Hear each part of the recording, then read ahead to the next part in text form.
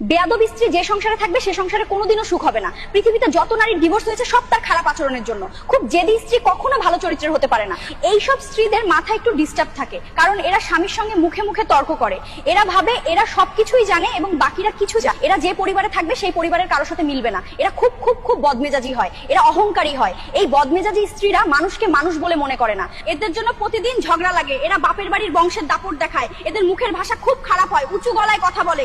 এরা স্বামীর কথা একেবারেই শুনতে চায় না। আমার কথাগুলো মিলিয়ে নেবেন, 100 গ্যারান্টি বদমেজাজি স্ত্রীরা বেশিরভাগ ডিভোর্স হয়। তারপর এরা গিয়ে বাপের বাড়িতে থাকে, বাপের বাড়ি থেকে মাঝে মাঝে ঘুরতে যায়। এরা কিছুতেই কারো কথা বুঝতে চায় না। এরা শ্বশুর বাড়ির কাউকেই মানে না, স্বামীকেও কথায় কথায় ছোট করে। স্বামীর দেওয়া কোনো কিছুতেই এদের মন ভরে না। এরা খুব বজ্জাত।